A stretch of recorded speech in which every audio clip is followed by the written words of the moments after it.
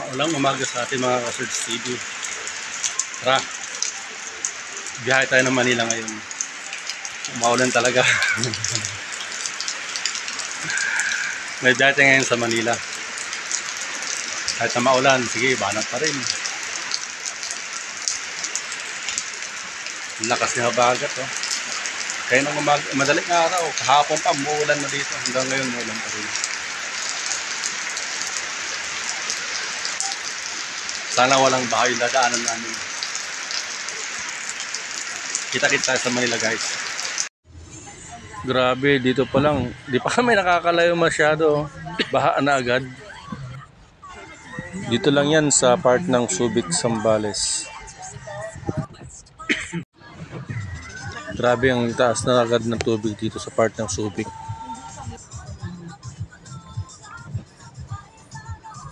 Gagdalan.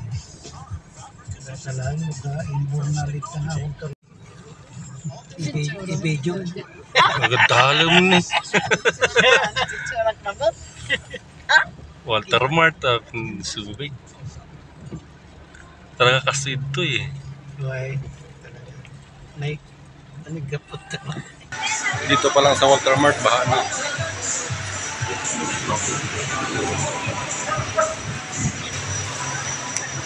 Sana walang baha sa NLEX.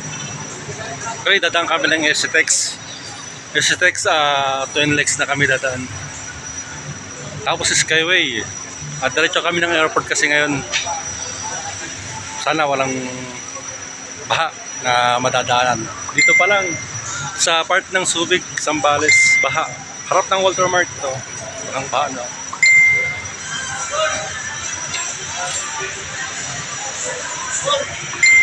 Ayun siya, oh. Lalim.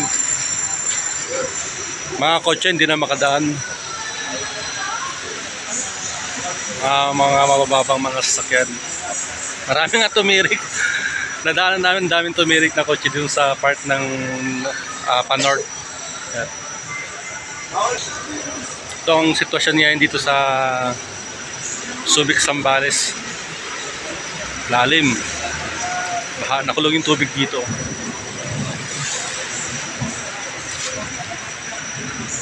Dahil pa rin yan sa bagyong Karina.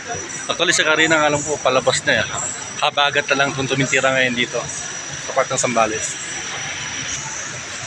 Kaya mga ka-Surge TV, mag-ingat-ingat tayo ngayon dahil masama yung panahon.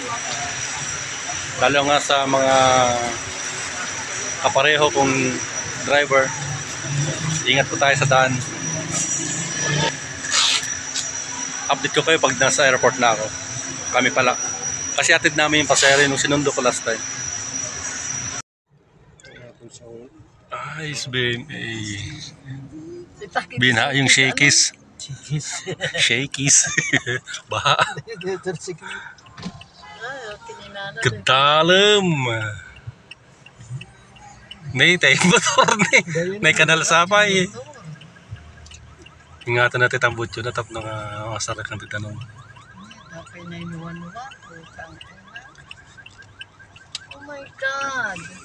Tinaya niya ba si Inuban? Kaya nata.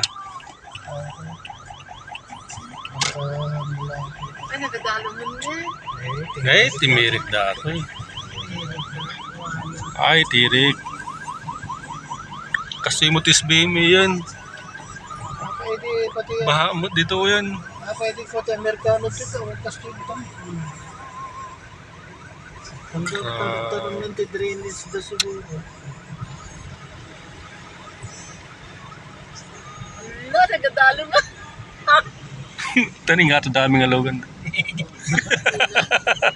Naklakaya ko ano. Ano, nagadalungan. Ganda lang magpeso nun eh. Ang paglusutan na dati ng mga tas mga kasta. Nagnatod kaya dapat pag nadamin ito na iba ito na eh. Nato drainage na.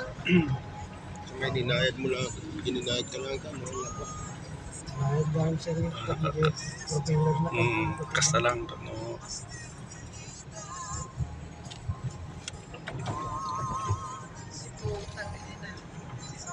Atay motor ni. Ay, ang mga dalawa na adalo mo, di mo turumot eh.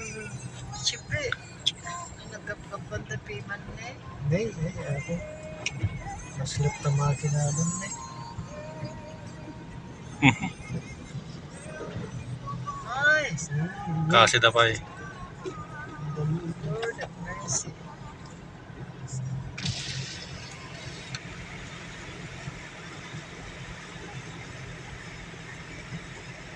Grabe. Ayan. Medyo nalawag di kain. Ito nga rin, basa. Babawas Baka sakali. Panado siguro niya. Hindi na pala ganito apanda nga isalbar takwada ita. Sa adalo mo. Di aging gadgetan eh. Wow. Tayo kotse dyan, iti Merek. Hindi na tigat. Tayo nalabaga. Adala yung taga park eh. Wow. Look at this. Ura ta simbahan eh. Nasarak ti naman. Katanya. Hindi, sino? Di ba, di gate na. So San Roque Chapel. Papanak na todo. Grabe mo tisbi. May yan eh. Happy kasta. Eh, karas na. Nabaha matan. Hindi, simbrot na talaga niya. Nasarakan. Karas.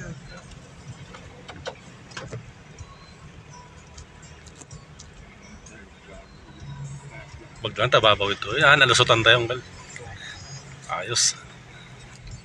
Yun guys, hindi tayo umabot sa airport. Grabe yung bus sa Index kanina. Hindi kami nakatayo sa part ng Bukawi. Narang kami doon, pinayutra na kami, pinabalik kami. Tapos dumapa kami ng MacArthur Highway. Pagdating doon, mas grabe na naman. Kasi nagpalipas na kami ng oras. Yun, na-late yung pasahero ko na pupunta ng airport. Ngayon, dumiretso kami dito sa Taguig, sa may condo nila. Dito na kami matutulog. Mamaya, uwi na rin kami.